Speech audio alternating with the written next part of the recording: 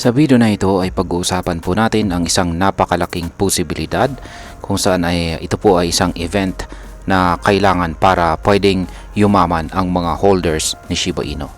Oo, isang event lang. Pero teka, totoo ba ito?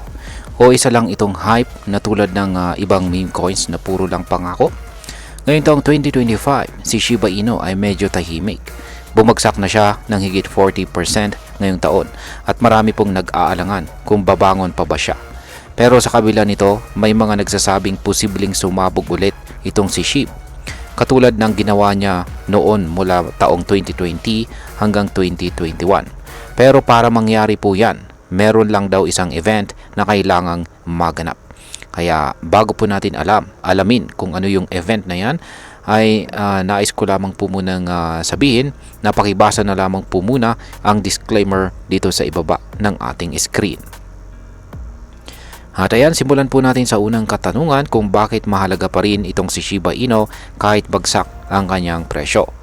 Kahit bumaba po si Shiba Inu ng 40.6% ngayong taong 2025 at nasa presyo na lang na 40 digits 12, marami pa rin ang optimistic. Ayon po sa datos mula sa CoinCodex, 55% ng market sentiment para kay Shiba Inu ay bullish. Ibig sabihin ay marami pa rin ang naniniwalang kaya pa niyang umakyat. Bakit kaya may ganitong confidence? Ang isa sa mga dahilan ay dahil may mga prediction na pwede pa siyang umakyat ng malaki. May mga nagsasabi na posibleng maabot niya ang presyong 30 digits 17, 0.01 or 1 cent at ang pinakaambisyosong prediction na $1. Yan, pero teka, posible ba talaga ang $1 para kay SHIB o puro pangarap lang ito? Yan, ngayon ay totoo ba talaga ang price prediction na $1 para kay SHIB? Kaya tingnan po natin ang math.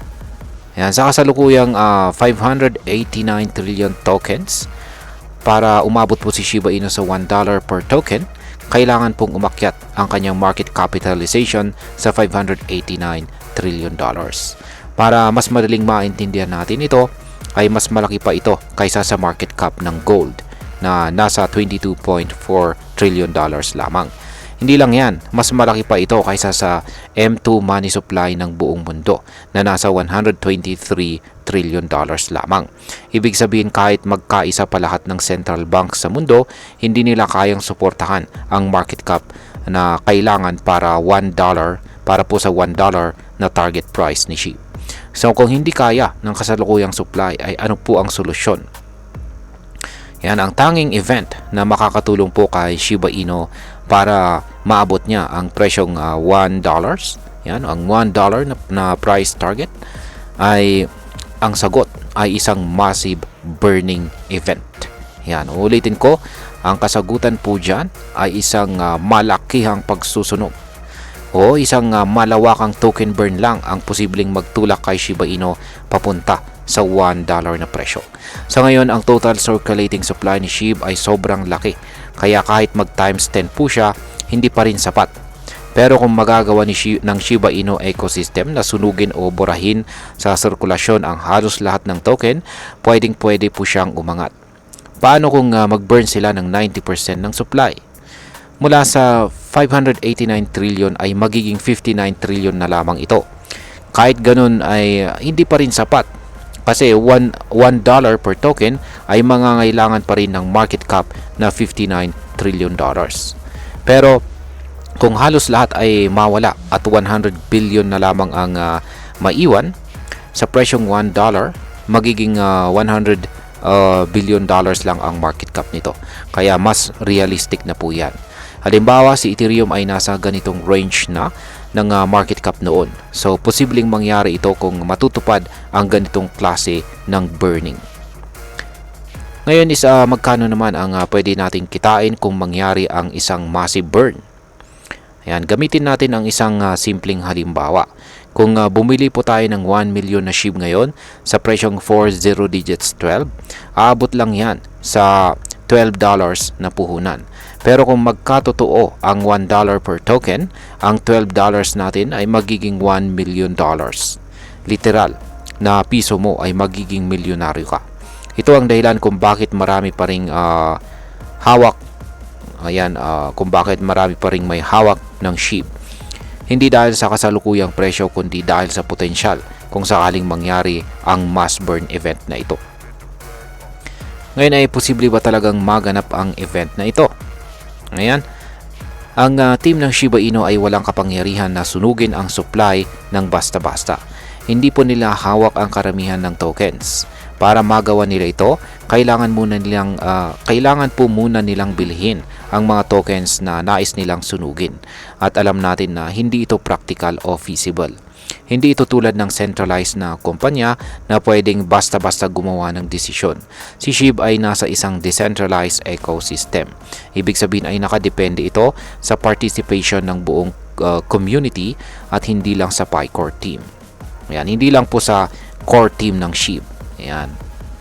So unless may malaking movement or support mula sa holders at whales para mag-donate ng tokens para i-burn, mahirap po itong ma-achieve. Ngayon ay pag-usapan naman po natin ang posibleng maging epekto nito para sa atin bilang mga Pinoy crypto traders at investors ni SHIB.